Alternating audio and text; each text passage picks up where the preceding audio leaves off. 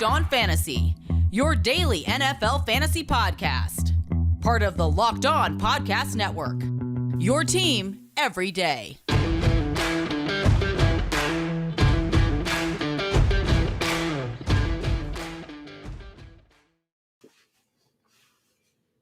Welcome into the Locked On Dynasty podcast, everybody. I am Kate Magdziuk. You can follow me on Twitter at FFBallBlast. And of course, as always, I am joined by my awesome co-host, Marcus Mosher. Follow him on Twitter at Marcus_Mosher. Give the show a follow wherever you listen to your podcast. We've got lots of exciting content. We are going to help you build the ultimate Dynasty roster. If you are watching on YouTube, if you guys don't know, we are on YouTube. Just in case you're still listening, old school audio on your phone, throw it out the window because we have a brand new YouTube page and we need you to subscribe. We go live. Marcus and I, we've been going live every Tuesday or Monday and Thursday mornings. You can ask your questions while we are doing the podcast. So yes, please be sure. Check that out. Give us a follow wherever you do your podcasting stuff because we gonna win some championships this year, folks. We are. Yeah, and Kate, we're gonna do it with Cordarrelle Patterson as our RB1. I think that's a good way to start the show, right? Yes, I tweeted this out. Marcus, there was a pretty big break in my family. My father-in-law started Cordarrelle Patterson and Tyreek Hill against me, both. I got Cordarrelle and Tyreek, and I don't know. I have to imagine that the sense of divorce. This is not okay. Yeah. So you're not going to be able to come back from that. But let's talk about Cordarrelle Patterson. I mean, who saw the age 30 breakout season coming for Patterson? But he's been phenomenal. Kate, I'm just going to read you his points per game in PPR leagues in the first 4 weeks. So week 1, 10.7.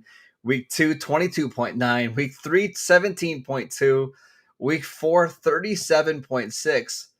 I mean, I was kind of joking off the top, but no. Patterson is an RB1 the rest of the season. I'm just when he's getting that much work in the passing game, right?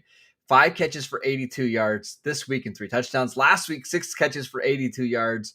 Plus, he's getting at least 6 to 7 carries on the ground. How could you not have him as one of your top 12, 13 running backs for the rest of the season? Cordarrelle Patterson right now, I think, is exactly what everybody wanted out of Curtis Samuel. Yes. We should acknowledge that he is everything that we have wanted in our hopes and dreams. He looks fantastic. And I think the biggest concern for everybody is probably can he continue this kind of production on such a limited snap share? Because he has yet to play more than 42% of offensive snaps on the season, which is kind of bonkers he's been so overly efficient. But 3 receiving touchdowns. I mean, he's looking like the real deal. 5 touchdowns from scrimmage so far on the season. He looks very he looks unlocked. And it doesn't seem that he has the necessarily RB1 role. He's the perfect hybrid of everything that you want. And you got him at just an absolute steal if you got him off the waiver wire. Because I don't even think after the big week, maybe you got him after week 1 or week 2, I still don't think people were really bought into Cordarrelle Patterson because I mean, it is the year 30 breakout. Is this the real deal? I think it is because he's giving you, basically 7 carries a game, and it's a pretty solid, baseline of rushing production. It's not fantastic, but somewhere between 30 and 50 yards. But then he's getting 7 targets in the passing game. And if he's going to continue to do that, plus get some value in the kickoff game, like if you get points for return yards, that also helps. But just a really, really solid player. And I think you're going to want him in your lineup for the rest of the season, Kate, because number one, the Falcons cannot stop anybody. So they're going to be throwing a lot, which means Patterson's going to be on the field. And Matt Ryan looks kind of washed. I know he had 4 touchdowns yesterday, but he just wants to get the ball. QB2 on the week so far. QB2. Yeah. I just think he's going to want to get the ball out of his hands as quickly as possible, and Patterson is there for some of these, dump off receptions. So I think he's a guy that you must start every week going forward. Yeah, and until he gives you, proof otherwise that he should not be started, I tend to agree with you. I'm gonna be honest, I'm still kind of hung up on the snap counts. I don't know. You have to believe that he has earned more offensive snaps at this point, Right. but I'm still nervous slotting him into really anything outside of expecting flex level production. But clearly he's going to boom. It's really hard to rely on that kind of efficiency on a long-term basis, but time will certainly tell. He was the RB2 or RB1, literally RB1 on the week, ahead of Saquon Barkley. Who saw that coming? We should talk about Saquon just really quickly because I thought he looked pretty good. 13 carries for 52 yards and a score on the ground. His touchdown won the game for the Giants, but also contributed 5 for 74 and a touchdown in the passing game. We're starting to see the Giants kind of increase his workload. 18 touches in this game. Could have been even more. He's looking healthier. Not quite back to rookie season Saquon, but getting to the point where now he's starting to give you weekly RB1 numbers. But he also, I think he looks more comfortable. Yes. He looks like he's trusting his burst a little bit more. He just looks a little bit more spry. So I think this is definitely the Saquon that we were all hoping for. Speaking of another knee injury, we should touch on David Montgomery. Went down with a knee injury in week 4 against, I think he was having just like such a great game. Yeah. He was really, really looking like a true RB1. Doesn't seem like the team is suspicious. This is a torn ACL. We're hoping that it's not, but he will have additional testing Monday. So, I mean, David Montgomery, how would you value him moving forward? Because I mean, gosh, he's looking fantastic. Yesterday, 23 for 106, 2 touchdowns. I mean, he's given you everything that you could have possibly wanted. He's forcing missed tackles. He's just really, really stepped up into that role. Is Damian Williams like one of the most valuable handcuffs in fantasy at this point? Because yeah, I mean, if you're in a redraft league, I think Damian Williams is the rest of your fab budget guy. Because even yesterday, we saw when he came in and played 8 for 55 and a touchdown, 2 for 15 in the passing game. So you got to spend the rest of your money there. But David Montgomery, I'm not panicking. Even if he misses, let's say 2 months, not worried at all because what we've seen from Montgomery is really good production dating back to November last year, Kate. Last 10 games, 907 rushing yards, 10 touchdowns, 275 receiving yards and touchdowns. So you're looking at, I don't know, what is that? Almost 1,200 yards and 11 touchdowns in the last 10 games. That's RB1 numbers. So even if he misses time, don't panic. The rest of the schedule isn't too bad for the Bears. I would hold on there. I want to talk about another running back that had just an insane game yesterday. But before we do that, I want to tell you guys about Get Upside. Hey, football fans, Marcus Mosher here with an incredible app that everyone needs to just download right now because I know you guys buy gas. You're just like us. My listeners are making up to 25 cents per gallon of every gas tank for every gas they fill up. Just download the free Get Upside app in the App Store or Google Play right now and use promo code Touchdown and get a bonus 25 cents per gallon on your first fill up. That's up to 50 cents cash back. Don't pay full price at the pump anymore. Get cash back using Get Upside. You can cash out anytime to your bank account, PayPal, or e-gift card. Just download the free Get Upside app and use promo code Touchdown to get up to 50 cents per gallon cash back on your first tank. That is promo code Touchdown. All right, Kate. Derrick Henry. Now, we're used to Derrick Henry starting seasons off slow. And getting better as the year goes on. He's just going to start the season off hot, right? It reminds me, we're both Office fans, right? This reminds me of Pam telling Jim her strategy for the 5K, right? I'm going to start fast, and then I'm going to go fast in the middle, and then I'm going to end fast, right? That's Derrick Henry right now. Last 3 games, 452 rushing yards and 4 touchdowns and 11 receptions for 106 yards. So 558 yards in the last 3 games and 4 touchdowns, 33 carries on Sunday. I mean, how many running backs for the rest of the season are you taking over Derrick Henry? Besides Cordarrelle Patterson, of course. I don't think that there are any. I would obviously lean Christian McCaffrey there, but I always am going to worry about a hamstring injury. He's been hurt hamstring injuries back-to-back years.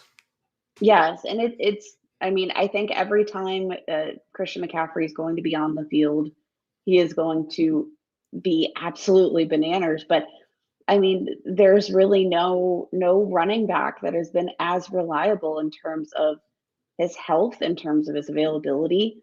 I mean, Derrick Henry is just everything you want out of a running back. He's never missed more than a game in a season, ever. I'm struggling to come up with how that is even possible because he's had nearly 1,400 career touches. But I mean, he's a tank. He's just so reliable. And the best part is that he is being utilized as a receiver, which this is some of the most heavy pass usage we've seen for Derrick Henry so far in his career.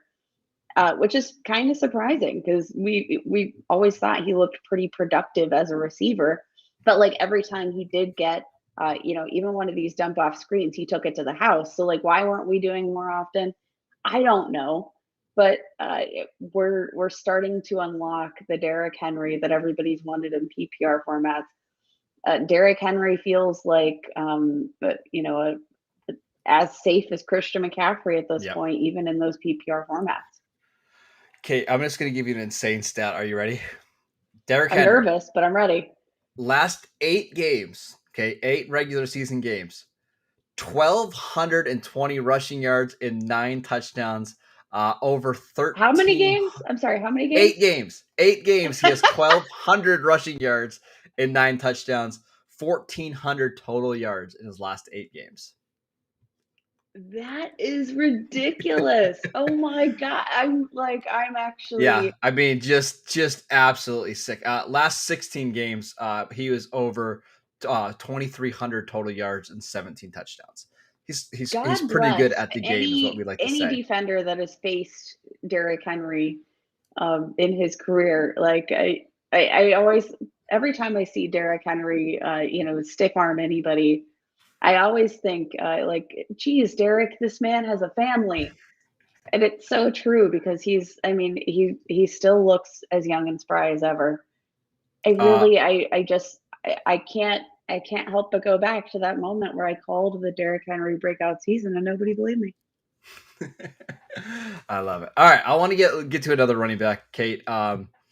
Ezekiel Elliott. A lot of people, including maybe me, thought the end was near for Ezekiel Elliott. But the truth is, when he plays with Dak Prescott, he's going to be an RB1. I'm looking at his stats right now, Kate. Last 9 games with Dak Prescott, he has 9 touchdowns. He's over 900 total yards. It's just one of these things. As long as Prescott's playing, he's in your lineups. He's going to give you RB1 production. The receiving totals haven't quite been there. He's only had, I'm looking at it now, 4, 7, 8 targets this season. So that's a little concerning. But on Sunday, he had 20 carries for 143 yards and a touchdown. This is just kind of what he's going to be whenever Dak Prescott is playing. Absolutely. And you look back to week 2, the Tony Pollard breakout game, and we all thought, surely this is definitely the end because we saw such a productive performance out of Tony Pollard. But no, Tony Pollard's been getting his. He's been getting right around like 10 to 12 carries a game at this point. He's earning those carries. He looks fantastic. Yes. Hasn't averaged fewer than 4.6 yards per carry on any game, but I mean you're seeing him still hang pretty low in terms of his offensive snap production. He's not really on the field a ton. It's Zeke's job. It doesn't seem like that's in any sort of danger whatsoever. I think Zeke is a really interesting case study because he feels like the running back version of Adam Thielen for me, Mhm. almost. Like, we're not really seeing the drop off in production necessarily. It's really more so the age that everybody's sort of hung up on. Obviously, Ezekiel Elliott has touched the ball a lot. But similarly to Adam Thielen, I think we saw a really big drop off in, dynasty value or perceived dynasty value for really no reason whatsoever. We just had Dynasty League Football released a September edition of Dynasty Startup ADP. Even now, we've seen Adam Thielen just ball out this season. He's the wide receiver 42. I feel like he's the like I said, I feel like Ezekiel Elliott is sort of the partner there because he's RB11 and he doesn't really look to be slowing down. Only 26 years old still. Let's give the man Yeah. let's give the man some props where they're due. By the way, I do think it's a great strategy for the Cowboys to get Tony Pollard 10 to 14 touches a game. I don't think it's good for anybody for him to get 25, 27 touches per game, or Ezekiel Elliott 25 to 27 touches like he did early in his Unless career. you're Derrick Henry, it's a very bad idea. Right, because you can see now Zeke just looks fresher now than he did at any point in the last 2 or 3 years. So I think this is going to be the plan going forward. The Cowboys offense is incredible, Kate. Like, they're averaging, I believe, just under 34 points per game in their last 10 games with Dak Prescott. But it's going to be so frustrating for fantasy, right? Because we saw last game, CeeDee Lamb, 2 catches for 13 yards. He has just 5 targets in the last 2 games. Amari Cooper had 3 targets in this one. Like, for whatever reason, they've turned into a low volume passing attack because they're running the ball so well. So it's Dalton Schultz. That's the guy you want to own, Kate. It's Dalton Schultz in this offense, and it's so frustrating. We got a question here from Ryan Brady. He wants to know, what do you guys think about Alvin Kamara for the rest of the season? Are you concerned about his low target and catch total so far? Do you think he turns around? I'm a little, I am just a little concerned in general because this has been, not just an issue for Alvin Kamara specifically. They're just not the Drew Brees type passing offense that we saw in the past. It's not a Alvin Kamara issue necessarily. It's the Saints passing offense. They are like 32nd in terms of pass attempts in the league, but by a very big margin. They've had only 90 pass attempts on the season. The next lowest total for a team is the Chicago Bears, and that's 101 pass attempts. So they're 11 pass attempts below the second lowest over a 4-game span. That's pretty incredible when you're considering the fact that we still have Monday Night Football to go, and we're not considering that. Yikes! I'm worried about the offense in general. I'm worried about the offensive production in general. This just isn't the explosive offense that we wanted.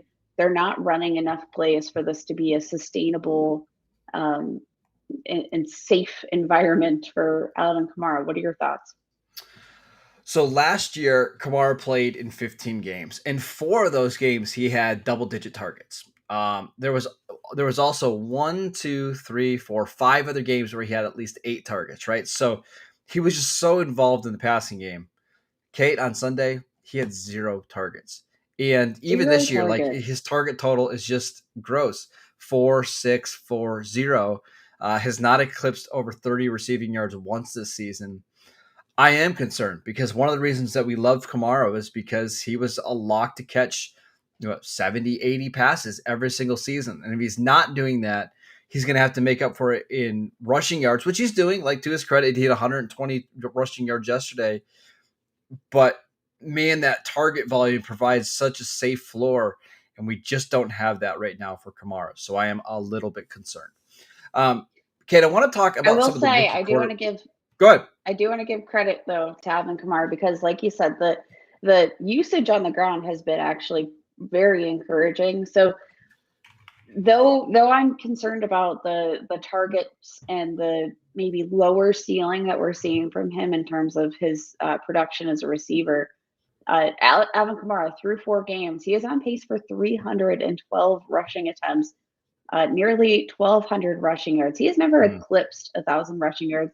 He has never eclipsed 194 rushing attempts. So he'll get there this we year. are we're seeing a shift, but again, in those full PPR formats where we thought, especially with a barren wide receiver core, that he might have that sort of Christian McCaffrey upside, it doesn't seem to be there.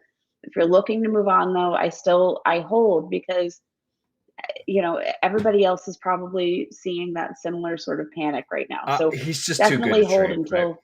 Yeah, I don't think you can really move on. You gotta stick to your guns here, because he's still Alvin Kamara. He's still one of the best running backs in the league. And there's going to be some monster weeks coming, so just be patient. Sean Payton's too smart of a coach to not get him involved in the passing game. Big days are coming. Really quickly, before we talk about the quarterbacks, I want to tell you guys about DirecTV.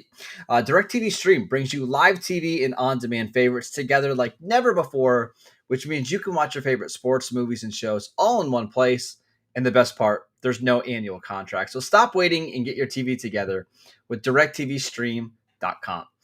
You can also go to DirecTV.com and find more information about it. They've got a great website. Go check it out. Also want to tell you guys about Built Bar. You guys know Built Bar. It's absolutely fantastic. It's hard to even explain it. Real chocolate with amazing flavors. It's just a great combination of low calories, high protein, and low sugar with no crazy additives. Best of all, they taste fantastic. Go to BuiltBar.com and use promo code LOCK15 and you'll get 15% off your next box at BuiltBar.com. All right, Kate, rookie quarterbacks, they all look better except for Davis Mills. We're not going to talk about him. Everybody else looked better, though, right? We got to see Trey Lance play, and it seems like Trey Lance is going to be the starter for the foreseeable future. He was 9 of 18 for 157 yards and 2 touchdowns. Also added in 41 yards on the ground. Zach Wilson, 21 of 34 for 297 yards, 2 touchdowns, and an interception.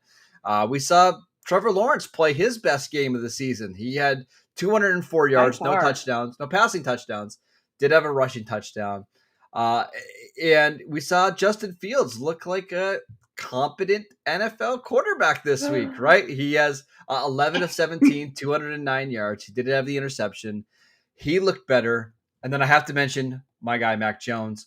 That's a tough spot for him. Yeah, 31 of 40, 275 yards, 2 touchdowns.